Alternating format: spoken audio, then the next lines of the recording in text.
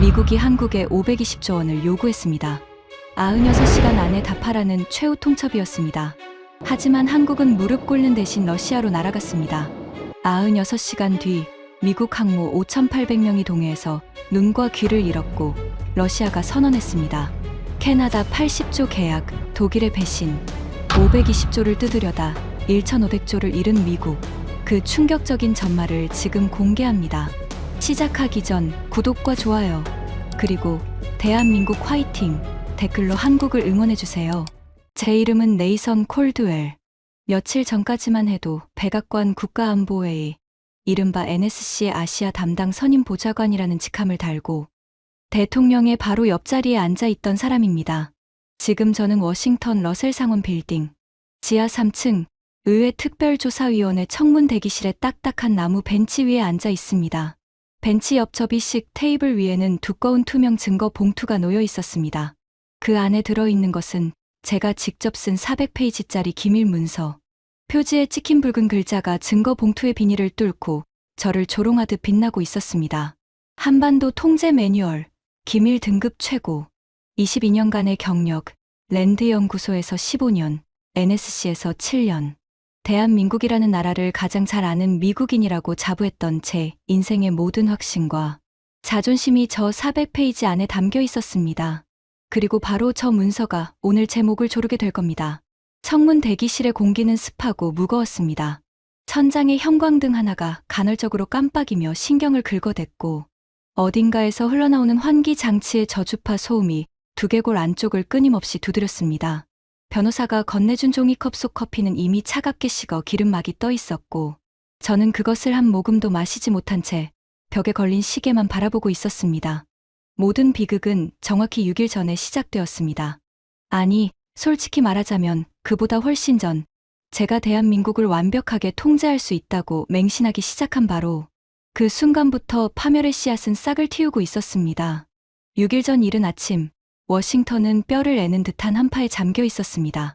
백악관 웨스트윙 지하에 위치한 NSC 상황실의 이중 방음문을 열고 들어서는 순간 묵직한 가죽 의자들과 월넛 패널로 둘러싸인 그 공간에서 풍기는 특유의 냄새가 코끝을 찔렀습니다. 오래된 나무와 보안 장비의 열기, 그리고 밤새 브리핑을 준비한 참모들의 채취가 뒤섞인 권력의 냄새. 저는 그 냄새를 사랑했습니다. 테이블 상석에는 대통령이 앉아 있었고 양쪽으로 국방장관, 국가정보국장, 합참의장이 도열해 있었습니다. 저는 대통령의 바로 오른쪽 선임보좌관 전용석에 앉았습니다. 제 앞에는 72시간 동안 잠을 줄여가며 완성한 극비 작전 계획서가 놓여 있었죠. 대통령님, 오늘 보고드릴 작전명은 퍼시픽 체인입니다. 대한민국을 동시다발적으로 압박하여 96시간 이내의 방위비, 분담금 협상에서 완전한 항복을 이끌어내는 계획입니다. 저는 리모컨을 눌러 벽면의 대형 스크린에 첫 슬라이드를 띄웠습니다. 스크린 가득 채워진 한반도 지도 위로 3개의 붉은 화살표가 동시에 한국을 향해 꽂혀 들어가는 애니메이션이 재생되었습니다. 첫 번째 칼입니다. 방위비 분담금을 현행 대비 8배인 520조 원으로 요구합니다. 이것은 대한민국 1년 국방 예산의 9배에 해당하는 금액입니다. 사실상 수용 불가능한 숫자를 던져 한국 정부를 극도의 정치적 공경에 몰아넣는 것이 핵심입니다. 합참의장이 고개를 끄덕였습니다. 저는 두 번째 슬라이드로 넘겼습니다. 반도체 공정 장비의 흐름도가 화면에 펼쳐졌습니다. 두 번째 칼, 반도체 핵심 장비 수출 통제입니다. ASML의 EUV 노광 장비, 랩리서치의 식각 장비, 어플라이드 머티어리얼즈의 증착 장비. 이 세 가지가 없으면 삼성과 SK의 첨단 반도체 라인은 6개월 안에 멈춥니다. 동맹국이 아닌 경쟁국 수준의 수출 제한을 적용합니다. 저는 손가락으로 스크린의 세 번째 화살표를 가리켰습니다. 마지막 칼입니다.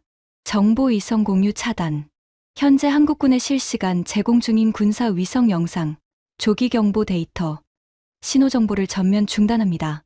한국은 북한의 미사일 발사 징후를 스스로의 눈으로 확인할 수 없게 됩니다. 저는 대통령을 똑바로 바라보며 최종 결론을 내렸습니다. 이 세 개의 칼이 동시에 목에 들어오면 한국은 경제와 안보 양쪽에서 동시에 질식합니다.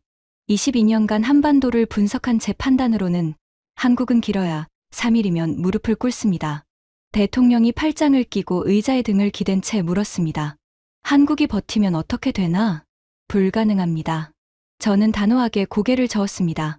한국의 반도체 산업은 미국 장비 없이 돌아갈 수 없고 한국군의 눈은 우리 위성에 완전히 의존하고 있으며 520조라는 숫자는 한국 여론을 공포에 빠뜨리기에 충분합니다. 제가 설계한 이 매뉴얼 밖에서 움직인 동맹국은 지난 22년간 단 한 곳도 없었습니다. 그 순간 테이블 끝자리에서 조용히 손을 든 사람이 있었습니다. 제 부하인 NSC 기술안보 분석관 캐서린 브룩스였습니다. 35, 금발을 단정하게 묶은 소장파 분석관. 늘 차분했지만 이번만은 목소리에 미세한 긴장이 묻어 있었습니다. 보좌관님, 한 가지 변수를 말씀드려도 될까요? 한국의 반도체 장비 국산화율이 저희 예상치를 상당히 초과하고 있다는 첩보가 있습니다. 그리고 한국의 독자 정찰위성 체계인 425 사업의 진척도가 공식 발표보다 훨씬 앞서 있다는 분석도 있고요. 한국을 과소평가하고 있을 가능성이 있습니다. 회의실의 시선이 일제히 캐서린에게 쏠렸습니다. 저는 속으로 혀를 찼습니다. 공들여 설계한 작전 브리핑에 찬물을 끼얹는 신참의 조심성이 못마땅했습니다. 브룩스, 한국의 425 위성은 해상도가 우리 상업용 위성 수준에도 못 미쳐. 장비 국산화. 그건 한국 정부가 예산을 따내려고 부풀린 숫자야. 실제 양산 가능한 장비는 전체의 20%도 안 돼. 내가 왜 22년을 이 분야에 바쳤겠어. 캐서린은 입술을 꾹 다물었지만 그녀의 눈빛에서 저는 동의하지 않는다는 신호를 분명히 읽었습니다. 하지만 상관없었습니다. 22년의 경험이 신참의 직감 따위에 흔들릴 이유는 없었으니까요. 대통령이 테이블을 한번 두드리며 말했습니다. 좋아, 콜드웰. 퍼시픽 체인 승인한다. 96시간 데드라인. 한국 특사가 이번 주 워싱턴에 오지. 직접 통보해. 저는 자리에서 일어나며 등골을 타고 전율이 퍼지는 것을 느꼈습니다. 22년을 기다린 순간이었습니다. 제가 설계한 시나리오대로 세계 12위 경제 대국을 무릎 꿇리는 것. 이것이야말로 제 커리어의 정점이 될 터였습니다. 하지만 저는 그때 몰랐습니다. 제가 방금 승인받은 세 자루의 칼이 정확히 96시간 후에 미합 중국의 심장에 차례로 박히게 될 거라는 사실을요. 이틀 뒤 오후 워싱턴 펜실베이니아 애비뉴에 위치한 블레어하우스. 백악관 바로 건너편에 있는 이 고풍스러운 영빈관은 외국 국빈을 접대하는 장소이지만 오늘은 접대가 아니라 사형 선고를 위해 준비된 공간이었습니다. 저는 일부러 가장 위압적인 응접실을 선택했습니다. 천장 높이 4m, 벽면을 가득 채운 19세기 유화들, 한가운데 놓인 묵직한 마호가니 테이블. 이 공간 자체가 미합 중국의 압도적 위험을 발산하도록 설계되어 있었죠. 테이블 위에는 제가 직접 준비한 3개의 검은 가죽 바인더가 나란히 놓여 있었습니다. 각각의 표지에는 붉은 글씨로 방위비 분담금 특별 조정안, 반도체 수출 관리 강화 통보, 군사정보 공유 재검토 통지서라고 적혀 있었습니다. 세 자루의 칼. 저는 바인더의 위치를 밀리미터 단위로 조정하며 완벽한 배치를 확인했습니다. 정각 2시, 응접실 문이 열렸습니다. 대한민국 외교안보전략실 특사 서진아가 수행원 2명과 함께 들어왔습니다. 첫인상부터 제 신경을 건드리는 사람이었습니다. 짙은 차콜색 정장은 한 치의 주름도 없이 완벽했고 은퇴 안경 너머의 눈은 이 위압적인 공간에 단 1g의 감정도 허락하지 않는 듯 고요했습니다. 키는 저보다 반 뼘쯤 작았지만 그가 방 안에 들어서는 순간 공기의 밀도가 미세하게 달라지는 것을 느꼈습니다. 22년간 수많은 외교관을 상대했지만 이런 종류의 인간은 처음이었습니다. 분노도, 긴장도, 호기심도 읽히지 않는 완벽한 무표정. 월스트리트의 도박꾼들이 포커 페이스라고 부르는 그런 종류가 아니었습니다. 이건 그보다 훨씬 깊은 바다 밑 해구처럼 빛 자체가 닿지 않는 종류의 침묵이었습니다. 서 특사님, 먼 길 오시느라 수고하셨습니다. 바로 본론으로 들어가죠. 저는 악수를 건넨 뒤 의자에 깊이 앉으며 3개의 검은 바인더를 서진아 쪽으로 밀었습니다.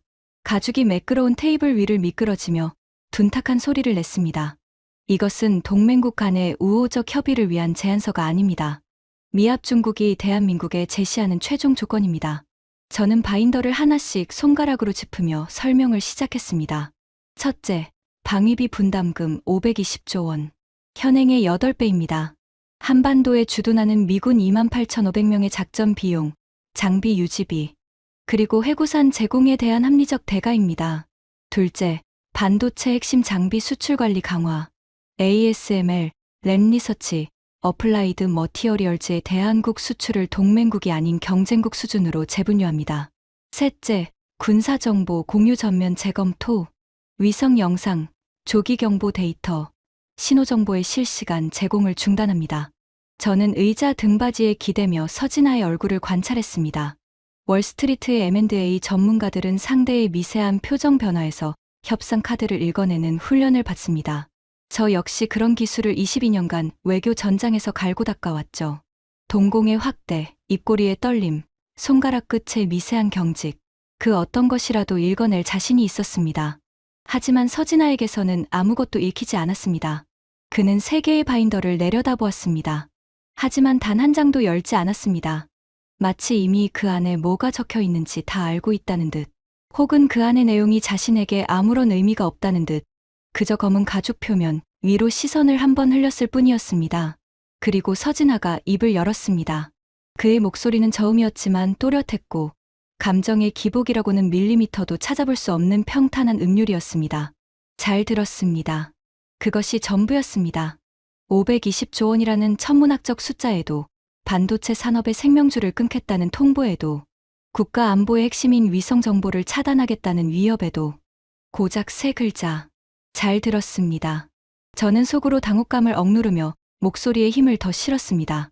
96시간을 드리겠습니다. 그 안에 분담금 수용 확약서가 이 빌딩에 도착하지 않으면 두 번째와 세 번째 조건은 자동으로 발효됩니다. 선택은 두 가지뿐입니다. 수용하거나 결과를 감당하거나. 서진아가 자리에서 일어났습니다. 정장의 단추를 채우는 그 느긋한 동작조차 계산된 것인지, 본래 그런 사람인지 분간할 수 없었습니다. 그가 문 쪽으로 몸을 돌리다가 마치 생각난 것처럼 멈춰서서 저를 돌아보았습니다. 콜드웰 보좌관님. 네, 96시간이라고 하셨죠. 충분합니다. 그리고 서진아는 돌아서서 나갔습니다. 수행원들이 조용히 뒤를 따랐고 묵직한 참나무 문이 닫혔습니다. 응접실에는 서진아가 지나간 자리에 희미하게 남은 차가운 향수, 냄새와 펼쳐지지 않은 세 개의 검은 바인더, 그리고 저만 남았습니다. 충분하다고? 저는 속으로 코웃음을 쳤습니다. 당연히 충분하지. 96시간이면 한국 청와대가 백기를 들고 일본 대사관 앞에서 줄을 서겠지. 그들이 할 수 있는 건 고작 시간을 끌며 수용 가능한 협상안을 가져오는 것뿐이야. 저는 응접실 창가에 서서 펜실베이니아 에비뉴 건너편의 백악관을 바라보며 차갑게 식은 커피를 한 모금 마셨습니다. 쓴맛이 혀를 감쌌지만 가슴 속에서 끓어오르는 승리의 예감이 그 쓴맛을 달콤하게 바꿔주었습니다. 저는 그때 확신했습니다. 이 게임의 승자는 이미 정해져 있고 96시간이라는 시간은 대한민국이 항복 문서에 서명하기 위한 유예 기간에 불과하다고요. 하지만 그 96시간은 한국의 항복을 위한 시간이 아니었습니다. 그것은 한국이 미합 중국의 세 자루, 칼을 한 자루도 남김없이 되돌려 꽂기 위해 필요한 최소한의 준비 시간이었습니다. 그리고 그 48시간이 지나도록 서진아는 이 지구상 그 어디에서도 발견되지 않았습니다. 서진아가 블레어하우스를 나선 뒤 저는 여유롭게 다음 수순을 준비했습니다. 경험상 한국 측은 24시간 이내에 비공식 채널로 접촉해 올 터였습니다. 분담금을 깎아달라, 반도체 통제만은 빼달라, 최소한 위성 정보는 유지해달라. 어떤 형태로든 구걸에 손을 내밀 거라 확신했죠. 하지만 24시간이 지나도 아무 연락이 없었습니다. 한국 외교부의 공식 채널도, 주미 한국 대사관의 비공식 라인도, 정보기관 간의 백채널도 완벽하게 침묵했습니다. 저는 불쾌했지만 동요하지는 않았습니다. 허세겠거니 생각했습니다. 48시간째가 되었을 때 저는 캐서린 브룩스를 불러 서진아의 동선 추적을 지시했습니다. 서진아가 지금 어디 있지? 서울로 돌아갔나? 캐서린이 노트북을 펼치며 대답했습니다. 그게 문제입니다. 인천공항 입국 기록이 없습니다. 서진아 특사는 블레어하우스를 나선 뒤 주미 한국대사관에도 복귀하지 않았습니다. 덜레스 공항의 상업 항공편 탑승 기록 없음, 앤드루스 공군기지 출발 기록 없음, 전 세계 주요 공항 48시간. 스캔 결과에도 서진아라는 이름은 단 한 건도 뜨지 않습니다. 그 순간까지도 저는 대수롭지 않게 생각했습니다. 외교관이 비공개 동선을 탄 적은 수도 없이 있었으니까요. CIA에 넘겨. 위성 감시 자산 동원에서 48시간 내 위치 확보해. 하지만 CIA 동아시아 데스크의 보고는 저를 의자에서 벌떡 일어나게 만들었습니다. 보좌관님, 서진아 특사의 위치를 확인했습니다. 하지만 결과가 극히 비정상적입니다. 캐서린이 보안 태블릿을 제 책상 위에 올려놓았습니다. 화면에는 NRO, 미 국가정찰국의 위성이 촬영한 적외선 항적 분석 데이터가 떠 있었습니다. 블레어하우스를 나선 서진아는 버지니아주 소재의 비공개 군사 활주로에서 한국 공군 소속 특별 수송기에 탑승한 것으로 확인되었습니다. 문제는 그 비행기의 항로였습니다. 태평양을 건너 서울로 향하는 대권 항로가 아니었습니다. 비행기는 알래스카 앵커리지에서 급유한 뒤 기수를 북서쪽으로 완전히 틀었고 북극권을 돌아 유라시아 대륙의 끝자락을 향해 돌진하고 있었습니다. 최종 착륙지는 러시아 연방 무르만스크, 러시아 북극 함대 사령부가 위치한 세계 최대의 군항이었습니다. 저는 태블릿을 들고 있던 손에서 힘이 빠지는 것을 느꼈습니다. 서울이 아니라 무르만스크, 미합 중국에게 96시간 통첩을 받은 직후에 적국, 러시아의 핵심 군사 기지로 날아갔단 말이야. 보좌관님, 무르만스크는 러시아 전략 핵잠수함 기지입니다. 북극 함대의 심장이자 러시아 핵전력의 최종 보루예요. 한국의 외교 특사가 갈 수 있는 곳이 아닙니다. 초청 없이는 러시아 군용기조차 접근할 수 없는 곳이에요. 캐서린의 말이 맞았습니다. 무르만스크 군항은 러시아가 외국 외교관에게 절대로 열지 않는 성역이었습니다. 그곳에 한국의 특사가 들어갔다는 것은 단순한 외교적 접촉이 아니라 러시아 최고 지도부의 직접 초청이 있었다는 뜻이었습니다. 하지만 저는 끓어오르는 불안을 억눌렀습니다. 겁먹은 나라가 적국의 바지가랑이라도 잡으려고 달려간 것이 분명하다고 스스로를 다독였습니다. 러시아가 미국의 동맹국을 감싸줄 이유는 이 지구상에 존재하지 않으니까요. 허세야, 죽을 놈이 지푸라기라도 잡으려고 달려간 거지. 푸틴이 제정신이라면 한국 따위를 위해 미국과 정면 충돌할 리 없어. 저는 고개를 저으며 캐서린을 내보냈습니다. 하지만 사무실 문이 닫히는 순간 블레어하우스에서 서진아가 보여줬던 그 기묘한 침묵이 떠올랐습니다. 520조 원 앞에서도 바인더를 한 장 넘기지 않던 그 무표정. 충분합니다. 라는 세 글자에 담겨있던 제가 끝내 해독하지 못한 어떤 확신. 등골을 타고 미세한 한기가 스며들었지만 저는 그 감각을 무시하기로 했습니다. 22년의 경험을 믿기로 했습니다. 지금 돌이켜보면 그것이 제 인생 최대의 실수였습니다. 96시간의 카운트다운 중 72시간이 남은 시점, 저는 두 번째 칼을 뽑았습니다. 한국 측에 어떤 응답도 없었기에 예정대로 반도체 수출 통제를 발동하기로 한 겁니다. NSC 상황실에서 상무부 산업안보국과 화상회의를 연결했습니다. 제 지시는 간결했습니다. 오늘부로 대한민국을 반도체 수출관리 A그룹에서 제외합니다. ASML의 EUV 노광장비, 랩리서치의 식각장비, 어플라이드 머티어리얼즈의 증착장비, 이 세 개 품목의 대한국 수출 라이센스를 즉각 정지시키세요. 상무부 차관보가 화면 너머에서 펜을 굴리며 조심스럽게 물었습니다. 보좌관님, 삼성의 텍사스 파운드리 공장과 SK의 오하이오 배터리 공장에도 영향이 갈 수 있습니다. 그들의 미국 내 투자액만 해도 합산 460억 달러에 달하는데요.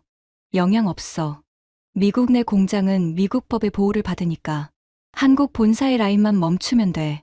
핵심 부품 공급을 끊어서 한국 내 공장을 마비시키는 거야. 저는 자신만만하게 대답했습니다. 삼성과 SK가 미국 내에 세운 공장은 미국의 일자리이고 미국의 자산이었습니다. 한국 기업이 그걸 볼모로 삼을 수는 없다고 계산했죠. 한국은 미국 시장이 필요하지만 미국은 한국 없이도 돌아간다. 이것이 22년간 제 분석의 기본 전제였습니다. 수출 통제 명령이 발효된 것은 워싱턴 시각 오전 9시였습니다. 저는 블룸버그 단말기 앞에 앉아 한국 코스피 지수의 폭락을 기다렸습니다. 반도체가 한국 수출의 20%를 차지하고 삼성과 SK의 시가총액이 코스피 전체의 30%에 육박하니까요. 수출 통제 소식이 퍼지는 순간 외국인 투자자들이 한국 주식을 미친 듯이 던질 거라 예상했습니다. 하지만 예상은 12시간 만에 산산조각 났습니다. 워싱턴 시각 오후 9시, 서울 시각 다음날 오전 11시, 삼성 반도체가 긴급 성명을 발표했습니다. 캐서린이 실시간 번역을 읽어주는 목소리가 떨리고 있었습니다. 보좌관님, 삼성 성명 나왔습니다. 읽겠습니다. 미합 중국의 반도체 수출 관리 조치에 대응하여 삼성은 미국 텍사스주 테일러 파운드리 라인의 가동을 즉시 중단합니다. 현재 진행 중인 240억 달러 규모의 추가 투자 역시 전면 재검토에 들어갑니다. 뭐라고? 연이어 SK가 후속탄을 날렸습니다. SK 이노베이션 성명입니다. 오하이오, 조지아, 켄터키 소재 배터리 공장 3곳의 가동을 단계적으로 축소합니다. 220억 달러 규모의 미국 내 투자 계획을 전면 보류합니다. 저는 블룸버그 단말기로 고개를 돌렸습니다. 한국 코스피가 아니라 미국 나스닥이 비명을 지르고 있었습니다. 삼성 텍사스 공장은 미국 빅테크 기업들의 첨단 칩을 위탁 생산하는 핵심 거점이었습니다. 그 공장이 멈춘다는 뉴스가 퍼지자 실리콘밸리 전체가 발칵 뒤집혔습니다. 나스닥 반도체 지수가 장 시작 15분 만에 14% 급락했습니다. 인텔, AMD, 퀄컴, 엔비디아 전부 동반 하락 중입니다. 텍사스 주지사실에서 백악관으로 긴급 항해 전화가 왔고 오하이오 상원의원 사무실에서도 연락이 폭주하고 있습니다. 캐서린의 보고가 쏟아지는 동안 저는 단말기 화면 앞에서 굳어버렸습니다. 한국의 공장을 멈추려고 칼을 뽑았는데 멈춘 건 미국의 공장이었습니다. 삼성의 성명은 위협이 아니라 실행이었습니다. 통보한 지 4시간 만에 텍사스 공장의 클린룸 조명이 실제로 꺼지기 시작했다는 현지 보도가 나왔습니다. 하지만 진짜 충격은 그 다음이었습니다. 캐서린이 국가정보국에서 넘어온 긴급정보 보고서를 들고 뛰어왔습니다. 그녀의 얼굴에서 혈색이 완전히 빠져 있었습니다. 보좌관님, 이걸 보셔야 합니다. 한국의 반도체 장비 국산화율에 대한 기존 평가가 완전히 틀렸습니다. 뭐가 틀렸다는 거야? 저희가 파악한 국산화율은 20% 미만이었습니다. 하지만 한국이 극비리에 추진해온 K반도체 장비 프로젝트의 실제 진척도는 61%입니다. EUV는 아직이지만 시각, 증착, 세정, 검사, 장비의 국산 대체가 이미 양산 테스트 단계에 들어가 있었습니다. 61%, 우리 정보가 20%라고 했잖아. 어떻게 3배나 차이가 나? 한국이 의도적으로 낮은 수치를 흘렸습니다. 미국을 안심시키기 위해 국산화율을 축소 보고하는 한편, 실제로는 별도의 비공개 예산으로 장비 개발을 가속화하고 있었습니다. 보좌관님이 520조 통보를 하기 훨씬 전부터 이 준비는 진행되고 있었습니다. 머릿속이 하얘졌습니다. 한국은 미국의 반도체 통제를 이미 예상하고 있었고, 우리가 칼을 뽑기 전에 방패를 만들어 놓고 있었던 겁니다. 저는 22년 동안 한국을 분석했다고 자부했지만, 한국은 22년 동안 제 분석 모델 바깥에서 조용히 탈출구를 파고 있었습니다. 나스닥은 그날 하루 종일 피를 흘렸습니다. 미국 반도체 관련주 시가총액이 하루 만에 5,800억 달러, 한국 돈으로 약 780조 원이 증발했습니다. 제가 한국에서 520조를 뜯어내려다 미국 주식시장에서 780조가 날아간 겁니다. 완벽한 자충수였습니다. 반도체 부메랑에 충격이 가시기도 전에 저는 3번째 칼을 빼들었습니다. 남은 시간은 48시간. 반도체가 먹히지 않으니 안보를 흔들기로 한 겁니다. 한국군에 제공 중인 모든 군사 위성 데이터의 실시간 공유를 즉각 중단하라. 이 지시가 떨어진 건 반도체 사태가 터진 다음 날 새벽이었습니다. 미국은 전 세계에 수백 기의 군사 위성을 운용하고 있고, 그 위성들이 촬영한 영상과 수집한 신호를 동맹국에 선별적으로 공유합니다. 한국군의 경우 북한 미사일 기지 감시, 서해 해상 정찰, 북한군 이동 경로 추적 등 핵심적인 안보 정보를 미국 위성에 크게 의존하고 있었습니다. 그 눈을 빼버리면 한국은 북한 앞에서 장님이 됩니다. 안보 공포가 한국 국민을 휩쓸 것이고, 여론이 정부를 압박해서 결국 우리 조건을 수용할 수밖에 없습니다. 저는 이것이 가장 확실한 한방이라고 확신했습니다. 반도체는 한국이 대비하고 있었을지 몰라도 군사 위성만큼은 대체 불가능한 미국의 절대 자산이니까요. 한국이 독자 위성을 띄운다고 해봤자 해상도나 커버리지에서 미국의 발끝에도 못 미칠 것이라는 게 제 22년간의 분석이었습니다. 위성 데이터 차단 명령은 펜타곤을 통해 즉각 실행되었습니다. 한국군 합참에 실시간으로 전송되던 위성 영상 피드가 일제히 검은 화면으로 바뀌는 순간, 저는 상황실 스크린을 바라보며 고개를 끄덕였습니다. 이제 진짜 벼랑 끝이야. 눈이 멀면 어떤 나라든 무릎을 꿇게 되어 있어.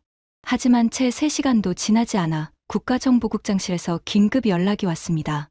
전화를 받은 캐서린의 표정이 순식간에 일그러졌습니다. 보좌관님, 국가정보국에서 코드 블랙 보고가 올라왔습니다. 코드 블랙. 미국 정보 커뮤니티에서 가장 심각한 정보 실패를 의미하는 등급이었습니다. 저는 심장이 한 박자 멈추는 것을 느꼈습니다. 무슨 일이야? 우리가 한국의 위성 데이터를 차단했습니다. 하지만 한국군에 아무런 영향이 없습니다. 한국 합참의 작전 템포가 전혀 바뀌지 않았습니다. 북한 감시 활동도, 서해 정찰도, 동해 대잠 작전도 정상 가동 중입니다. 불가능해. 우리 위성 없이 어떻게 그게 가능하지? 캐서린이 태블릿을 꺼내 화면을 넘겼습니다. 거기에는 NSA가 한반도 상공에서 포착한 전파 신호 분석 데이터가 펼쳐져 있었습니다. 한반도와 동북아시아 상공을 촘촘하게 뒤덮고 있는 미식별 위성 신호의 그물망이 선명하게 빛나고 있었습니다. 한국의 독자 정찰위성 체계입니다. 425 사업이라고 불리는 프로젝트인데 공식 발표에 따르면 아직 초기 시험 운용 단계라고 되어 있었습니다. 하지만 실제로는 이미 5기의 정찰위성이 궤도에 올라가 있고 해상도는 공식 발표치의 3배인 30cm급입니다.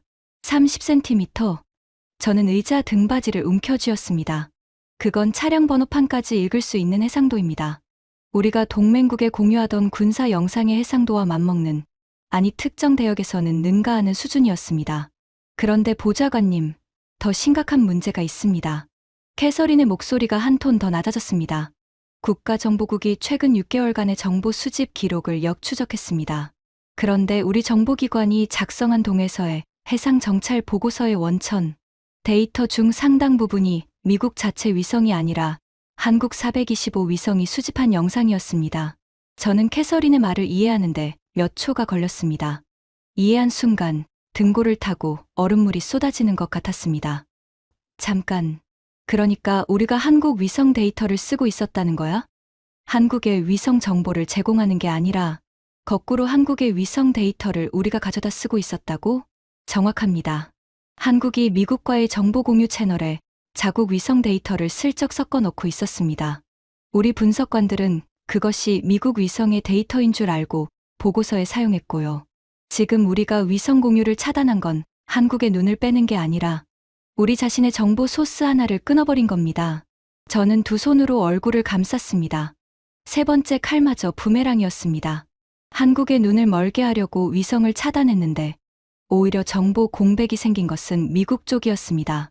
22년간 한국을 감시하고 통제한다고 자부했던 제가 실은 한국이 건네주는 정보를 받아먹고 있었다는 사실, 감시당하고 있었던 것은 한국이 아니라 접니다. 그리고 바로 그 순간 한국 외교부가 냉담한 한 줄 성명을 발표했습니다. 대한민국은 미합 중국의 군사정보 공유 중단 조치에 대응하여 한미 간 정보 교환 채널을 통해 제공해 온 대한민국 독자 수집 정보의 공유를 즉시 중단합니다. CIA 동아시아 데스크에서 비명 같은 보고가 올라왔습니다. 한반도 북부 지역의 정보 수집 능력이 30% 이상 감소했다는 긴급 경고였습니다. 북한의 이동식 미사일 발사대 추적에 심각한 공백이 발생했고 서해의 NLL 인근의 해상 감시에도 빈틈이 생겼습니다. 저는 세 자루의 칼을 동시에 뽑았고 세 자루 모두 미합 중국 자신을 찌르고 있었습니다. 520조 방위비 요구는 한국의 침묵 앞에서 허공을 헤매고 있었고 반도체 통제는 미국 주식시장에서 780조를 날렸으며 위성 차단은 오히려 미국의 정보 능력에 구멍을 뚫었습니다. 하지만 진짜 재앙은 아직 시작도 하지 않았습니다. 96시간의 데드라인. 마지막 24시간이 남았을 때 저는 최후의 카드를 꺼내 들었습니다. 세 자루의 칼이 모두 실패한 이상 남은 것은 압도적 군사력의 시위뿐이었습니다. 국방장관실 수석참모 마틴 하우저가 펜타곤에서 달려왔습니다. 등이 곱고 턱이 딱 벌어진 해병대 출신으로 어떤 문제든 군함과 전투기로 해결할 수 있다고 믿는 사람이었습니다. 콜드웰, 더 이상 뜸 들일 시간 없어. 제7함대를 동해에 전진 배치해. 항모전단이 한국 앞바다에 뜨는 순간 세상 어떤 나라도 각을 세우지 못해. 저도 같은 생각이었습니다. 대통령의 승인이 떨어졌고 요코스카 기지를 출항한 미 제7함대. 소속 항모전단이 동해를 향해 북상하기 시작했습니다. 핵추진 항공모함 1척, 이지스 구축함 5척, 승조원 5,800명. 한 나라의 해안에 들이밀면 그 자체로 선전포고에 가까운 압도적인 무력이었습니다. 저는 NSC 상황실 대형 스크린에 띄워진 위성 영상으로 항모전단의 이동을 실시간 추적했습니다. 6척의 군함이 쐐기형 대형을 이루며 동해 중심부를 향해 절도 있게 나아가는 모습은 그 자체로 미합 중국 해군력의 상징이었습니다. 이것을 보고도 버틸 나라는 없습니다. 항모전단이 울릉도 동방해역에 진입한 것은 오후 3시 17분이었습니다. 바로 그 시각 상황실의 모든 스크린이 동시에 미쳐버렸습니다. 긴급 보고 항모전단 통신 이상 발생, 기압 레이더, 경고등 점등, 전함정 전투 배치 태세 돌입, 펜타곤 직통 한라인에서 쏟아져 나오는 보고가 상황실을 가득 채웠습니다. 항모전단 기함의 이지스 전투 시스템, 화면에 미식별 표적이 수백 개씩 나타났다가 사라지기를 반복하기 시작했습니다. 레이더가 유령 신호를 잡은 겁니다. 아군 함정의 위치마저 화면 위에서 춤을 추듯 흔들렸고 적과 아군의 구별이 완전히 불가능해졌습니다. 동시에 위성통신 링크가 끊어졌습니다. GPS 수신 신호의 정밀도가 폭락하며 50m, 100m, 200m씩 오차가 벌어졌습니다. 함대의 눈인 레이더와 귀인 통신, 방향 감각인 GPS가 동시에 마비된 겁니다. 제7함대 사령관의 긴급 교신이 상황실 스피커를 통해 울려 퍼졌습니다. 잡음 섞인 음성이었지만 절박함은 선명하게 전해졌습니다. 워싱턴, 여기 제7함대 기함. 대규모 전자전 공격을 받고 있다. 발신원 식별 불가. 이지스 시스템 정상 작동 불능. GPS 오차 200m 이상. 위성통신 간헐적 단절. 함재기 출격 불가. 현재 전투 능력 상실. 반복한다. 전투 능력 상실. 상황실이 얼어붙었습니다. 미합 중국 해군의 최정예 항모전단이 전투 능력을 상실했다.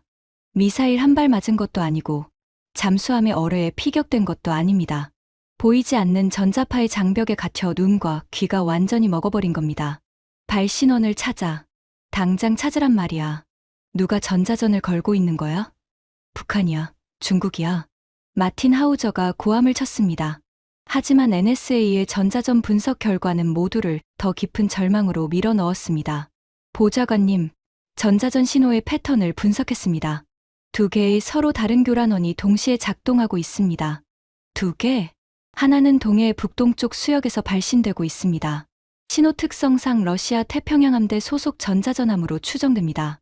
레이더 교란과 GPS 재밍을 담당하고 있고요. 캐서린이 2번째 교란원의 데이터를 스크린에 띄웠습니다. 저는 그 데이터를 확인한 순간 의자에서 주저앉을 뻔했습니다. 나머지 하나는 동해 수중에서 발신되고 있습니다. 위성통신 링크를 차단하는 정밀 전자전 신호인데 이 주파수 패턴은 대한민국 해군의 KSS-3 잠수함에 탑재된 전자전 체계의 것입니다. 러시아와 한국이 동해에서 동시에 전자전을 걸고 있다는 말이야. 그렇습니다. 러시아 해군의 광역 교란과 한국 잠수함의 정밀 차단이 완벽하게 동기화되어 작동하고 있습니다. 두 나라가 사전에 작전을 조율하지 않으면 절대 불가능한 수준의 합동 전자전입니다. 저는 비로소 깨달았습니다. 서진아가 무르만스크로 날아간 이유를, 520조 원 청구서를 받아들고도 바인더를 한 장 넘기지 않던 이유를, 충분합니다. 라고 답한 그 세 글자의 진짜 의미를. 서진아는 도망친 것이 아니었습니다.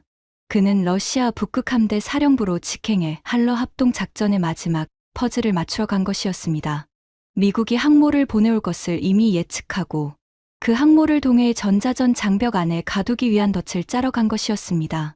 저는 떨리는 목소리로 중얼거렸습니다. 96시간이 충분하다고 한 건 이것 때문이었어. 한국은 우리가 세 자루의 칼을 뽑을 때마다 정확히 그 칼이 우리 자신을 찌르도록 판을 짜고 있었던 거야. 처음부터 끝까지.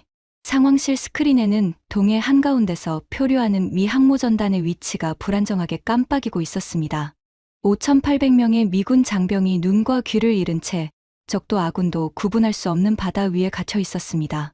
이지스함의 미사일은 유도 신호를 잃어 쓸모없는 고철이 되었고 항모의 함재기는 착함 유도 장치가 먹통이 되어 날아오를 수도 내려앉을 수도 없었습니다. 세계 최강의 해군력이 보이지 않는 전자파의 세장 안에서 무력하게 갇혀버린 겁니다. 그리고 그 지옥 같은 상황 속에서 크렘린궁이 전 세계를 향해 입을 열었습니다. 오후 6시 정각, 전 세계 모든 뉴스 채널의 정규 방송이 끊어지고 모스크바 크렘린궁 브리핑룸이 생중계되기 시작했습니다. 연단에 오른 사람은 크렘린궁 안보회의 제1부의장 드미트리 볼코프였습니다. 볼코프. 그 이름을 듣는 순간 상황실의 모든 사람이 얼어붙었습니다. 볼코프는 푸틴의 그림자라 불리는 인물이었습니다. 러시아의 군사, 외교, 정보 활동의 실질적 총괄자. 그가 직접 카메라 앞에 선다는 것은 러시아가 최고 수준의 국가 의지를 표명한다는 뜻이었습니다. 볼코프의 얼굴은 놀라울 만큼 평온했습니다. 마치 날씨 이야기를 하듯 세계의 질서를 뒤흔들 말들을 입 밖으로 꺼냈습니다. 전 세계 시민 여러분, 현재 동해에서 미합 중국 제7함대 소속 항모전단이 심각한 항법 장애를 겪고 있는 것으로 파악됩니다. 러시아 연방은 이 상황에 깊은 우려를 표합니다.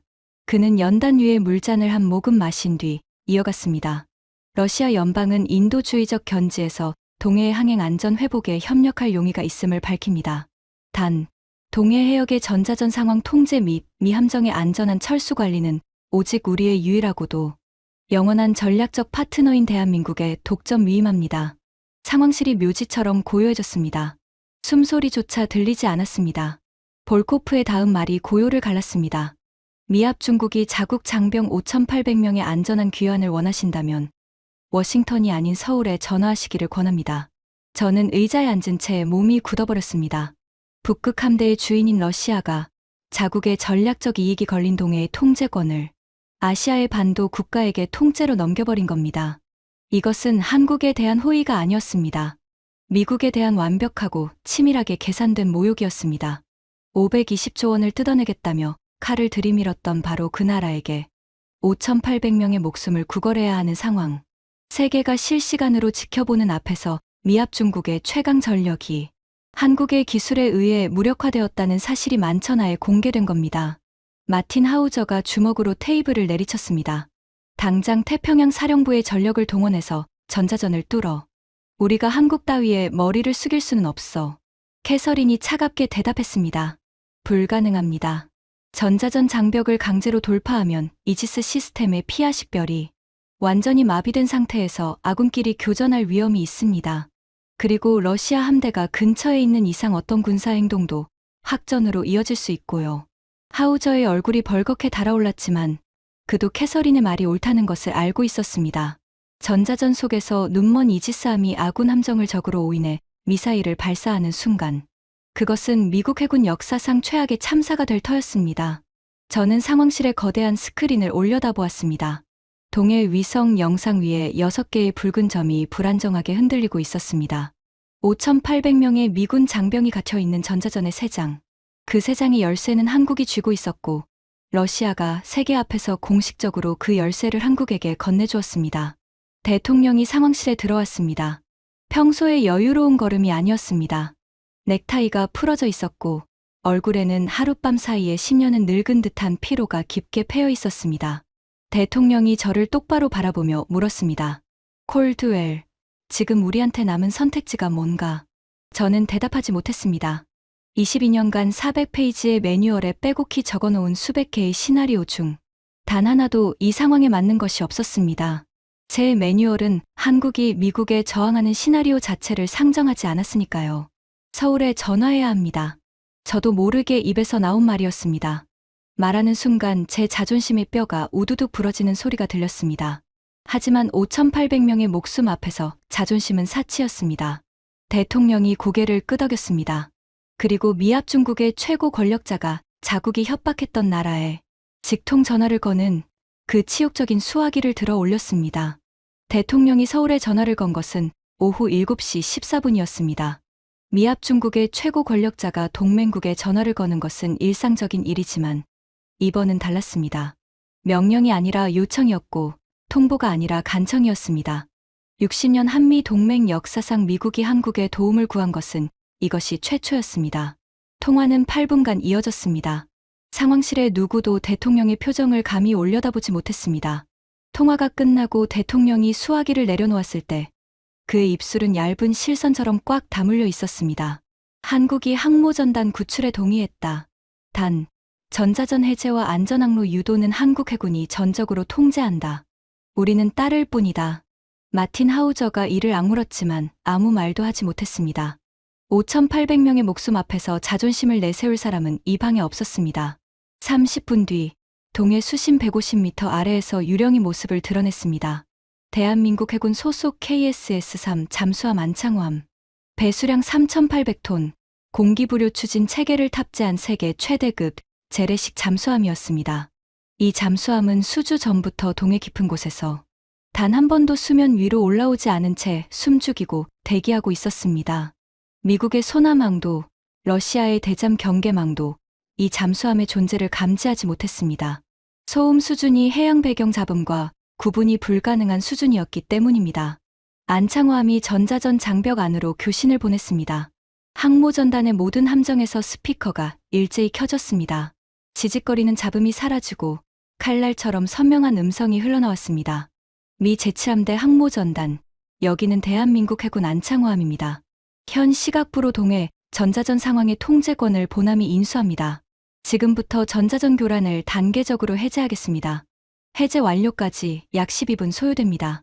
모든 함정은 현 위치를 유지하고 보남이 전송하는 KPS 좌표에 따라 행동하십시오. KPS, 한국의 독자 위성항법 시스템이었습니다. GPS가 무력화된 상황에서 한국의 위성만이 유일한 눈이 되어줄 수 있었습니다.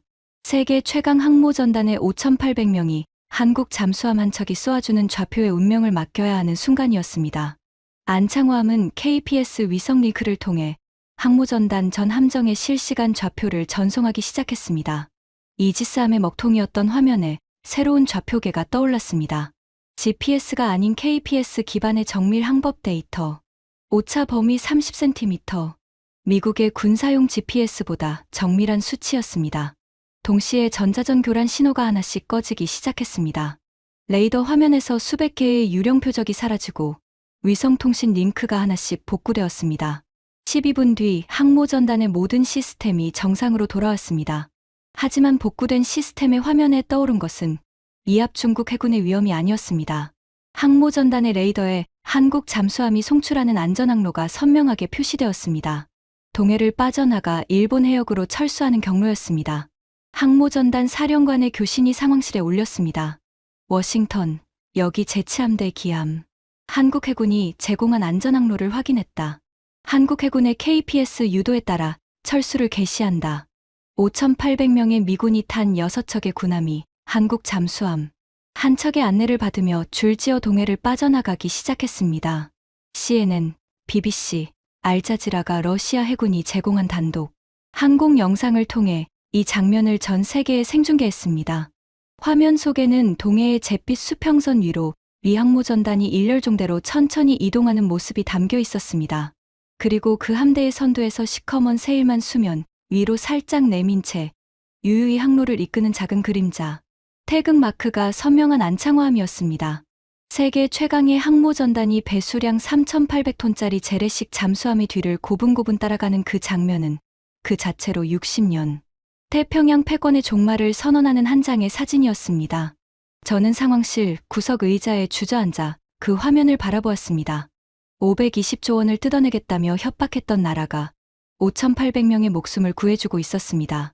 총 한 발 쏘지 않고 피 한 방울 흘리지 않고 대한민국은 기술력 하나로 미합 중국의 최강 전력을 무력화시킨 뒤 그 무력화된 함대를 자비롭게 구출하여 집으로 돌려보내고 있었습니다. 이것은 군사적 패배보다 1000배는 잔인한 도덕적 굴복이었습니다. 미국은 적에게 무릎 꿇은 것이 아니라 자신이 짓밟으려 했던 동맹에게 목숨을 빚진 채무자가 되어버린 겁니다. 그리고 그 생중계 화면이 전 세계로 퍼져나간 뒤 도미노가 무너지기 시작했습니다. 가장 먼저 캐나다가 움직였습니다. 항모전단 철수 영상이 나간 지 불과 5시간 만에 오타와에서 캐나다 국방장관이 긴급 기자회견을 열었습니다. 캐나다 정부는 차기 잠수함 도입 사업의 기존 다국적 경쟁 입찰을 전면 취소합니다. 대한민국과 80조 원 규모의 단독 수의 계약 협상에 돌입할 것을 공식 선언합니다. 동해에서 증명된 한국 잠수함의 압도적 전자전 능력과 스텔스 성능은 그 어떤 제안서 수백 페이지보다 강력한 증거였습니다. 80조 원. 미국, 영국, 프랑스의 방산 기업들이 수년간 로비와 기술, 시연에 공들였던 캐나다 역사상 최대 규모의 국방 사업이 동해의 12분짜리 실시간 시연 한 번에 한국으로 넘어간 겁니다. 그 다음은 노르웨이였습니다. 북극해 인접국인 노르웨이가 한국의 KPS 위성왕법 시스템 도입을 공식 발표했습니다. 미국의 GPS에 의존하던 북해 항로 관제를 KPS 기반으로 전환하겠다는 선언이었습니다. 폴란드도 뒤를 이었습니다. 한국산 K2 전차와 K9 자주포를 이미 대량 도입한 폴란드가 군사, 통신 체계 전체를 KPS 기반으로 재편하겠다고 발표했습니다. 하지만 진짜 대지진은 호주에서 터졌습니다. 캔버라에서 호주 국방장관이 의회 연설을 통해 폭탄 선언을 했습니다. 호주 정부는 AUKUS 안보 동맹의 잠수함 도입 계획을 전면 재검토합니다. 미국과 영국의 핵추진 잠수함만이 유일한 선택지가 아니라는 점이 동해에서 명백히 증명되었습니다. AUKUS, 미국, 영국, 호주의 3국 안보 동맹이자 미국이 태평양 패권을 유지하기 위한 핵심 축이었습니다. 그 축이 흔들렸습니다. 호주가 미국의 핵잠수함 대신 한국의 재래식 잠수함을 선택할 수 있다는 가능성을 공개적으로 언급한 것 자체가 미국 주도의 태평양 안보 질서의 사형 선고를 내린 것과 다름없었습니다. 뉴욕 증권거래소가 개장하자 시장은 지옥으로 변했습니다. 미국 방산 대장주들이 하루 만에 25% 이상 폭락했습니다. 전날 반도체 사태로 780조 원이 증발한 데 이어 방산주까지 무너지면서 이틀간 미국 주식시장에서 사라진 시가총액은 1,500조 원을 넘어섰습니다. 제가 한국에서 520조 원을 뜯어내려다 미국에서 1,500조 원이 증발한 겁니다. 다시 현재입니다. 러셀 상원 빌딩 지하 3층. 청문 대기실의 시계는 오후 1시 45분을 가리키고 있었습니다. 15분 뒤면 저는 저 문을 열고 의회 특별조사위원회의 증인석에 앉아야 합니다. 증거 봉투 안에 한반도 통제 매뉴얼이 형광등, 불빛 아래서 둔탁하게 빛나고 있었습니다. 400페이지. 22년의 세월. 대한민국을 완벽하게 통제할 수 있다고 자부했던 제 오만의 모든 흔적이 저 안에 담겨 있었습니다. 그리고 바로 저 문서가 오늘 청문회에서 저를 집어삼킬 겁니다. 전날 밤 백악관에서 마지막 통보를 받았습니다. 비서실장의 목소리는 얼음보다 차가웠습니다. 콜드웰, 대통령께서 오퍼레이션 퍼시픽 체인의 모든 책임을 자네의 독단적 오판으로 결론 지으셨네. 내일 청문회에서 자네의 해임과 함께 공식 발표될 거야. 실장님, 퍼시픽 체인은 NSC 회의에서 대통령이 직접 승인하셨습니다. 녹취도 있고 참석자 서명도 있지 않습니까? 콜드웰, 자네가 증명할 수 있는 건 오직 자네의 파멸뿐이야. 조용히 나가. 그게 자네에게 남은 최선이야. 전화가 끊어졌습니다. 22년간 워싱턴의 권력 중심부에서 살아남은 저였지만 꼬리 자르기의 칼날 앞에서는 한낱 소모품에 불과했습니다. 대기실 문이 열리고 캐서린 브룩스가 들어왔습니다. 그녀는 아직 NSC에 자리를 유지하고 있었습니다. 제가 무시했던 그녀의 경고가 결국 옳았기 때문이죠. 캐서린은 제 맞은편에 앉더니 한동안 말이 없었습니다. 보좌관님. 전직 보좌관이지. 네, 전직 보좌관님. 제가 경고했잖아요. 한국을 과소평가하고 있다고. 저는 쓴웃음을 지었습니다. 과소평가? 아니야, 브룩스. 과소평가한 게 아니야. 나는 22년 동안 한국이라는 나라를 완전히 잘못 읽고 있었던 거야. 캐서린이 코트 안주머니에서 접힌 종이 한 장을 꺼내 제게 내밀었습니다. 프린트된 뉴스 기사였습니다. 이거 보시고 싶으실 것 같아서요. 종이를 펼쳤습니다. 러시아 현지 언론이 찍은 사진 한 장이 실려 있었습니다. 장소는 무르만스크 군항 인근의 작고 허름한 식당이었습니다. 나무 테이블 위에 생선 수프 2그릇과 검은 빵, 그리고 보드카 한 병과 초록색 소주 한 병이 놓여 있었습니다. 테이블 양쪽에 앉은 두 사람의 얼굴을 확인한 순간 저는 숨을 멈췄습니다. 한쪽은 두꺼운 회색 코트를 입은 서진아였습니다. 블레어하우스에서 520조짜리 바인더를 한 장도 넘기지 않고 나갔던 그 서늘한 눈의 사내. 맞은편에는 검은 스웨터 차림의 드미트리 볼코프가 앉아 있었습니다. 전 세계의 워싱턴이 아닌 서울에 전화하라고 선언했던 크렘린의 그림자. 두 사람은 웃고 있었습니다. 세계의 패권을 뒤흔든 거물들이 화려한 만찬장이 아닌 항구 뒷골목의 허름한 식당에서 생선 수프를 먹으며 소박하게 웃고 있었습니다. 서진아가 소주잔에 보드카와 소주를 반반씩 따라 볼코프에게 건네는 모습이 사진에 선명하게 잡혀 있었습니다. 볼코프가 투박한 손으로 그 잔을 받으며 짓는 미소에는 전쟁의 긴장이 아니라 오랜 전후의 편안함이 묻어 있었습니다. 기사 본문에는 이 사진의 촬영 시점이 적혀 있었습니다. 미 항모 전단이 한국 잠수함의 호위를 받으며 동해를 빠져나간 바로 그 시각이었습니다.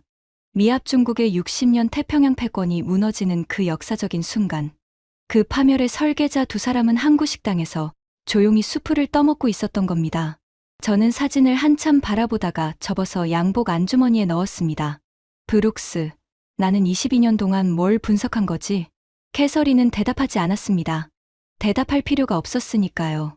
저는 400페이지의 한반도 통제 매뉴얼을 썼습니다. 한국의 무역 구조, 에너지 의존도, 군사 동맹의 약점, 정치 역학을 빠짐없이 분석했습니다.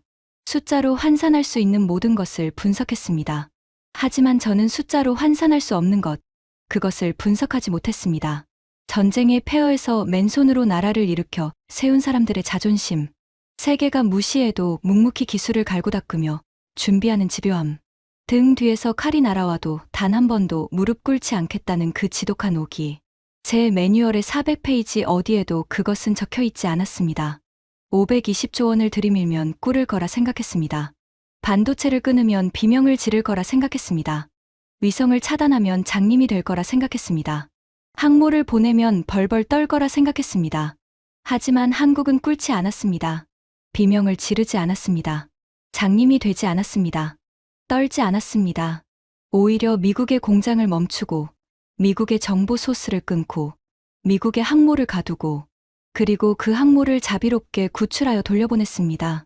총 한 발, 미사일 한 기, 피 한 방울 없이 오직 기술과 전략과 제가 끝내 측정하지 못했던 그 거대한 자존심으로 대기실의 시계가 오후 2시를 가리켰습니다. 문 너머에서 안내 직원의 목소리가 들렸습니다. 콜드웰 씨, 입장하셔야 합니다. 저는 자리에서 일어났습니다. 증거 봉투 안에 매뉴얼을 한번 내려다보았습니다. 400페이지의 오만, 22년의 착각, 그것을 들고 증인석으로 걸어가야 했습니다. 캐서린이 대기실 문 앞에서 저를 바라보고 있었습니다. 그녀의 눈에는 원망도 동정도 없이 다만 이 모든 것을 처음부터 알고 있었다는 듯한 조용한 체념만이 담겨 있었습니다. 저는 문손잡이를 잡고 한번 멈추었습니다. 양복 안주머니에 넣은 사진이 가슴에 닿는 것이 느껴졌습니다. 무르만스크 항구의 허름한 식당, 생선 수프와 소주와 보드카, 그리고 세상을 뒤집어 놓고도 조용히 미소 짓는 두 사람. 진정한 강자는 이빨을 드러내지 않는다. 저는 그것을 22년 동안 몰랐습니다. 그리고 그 대가로 모든 것을 잃었습니다. 문을 열고 걸어 나가는 제 등 뒤로 대기실 형광등이 한번 깜빡였습니다. 마치 22년간의 오만의 마침표를 찍듯 짧고 차가운 빛의 전멸이었습니다. 여러분, 네이선 콜드웰의 고백 어떠셨습니까? 520조 원의 갑질, 96시간의 카운트다운, 780조 원의 부메랑, 5,800명의 구출.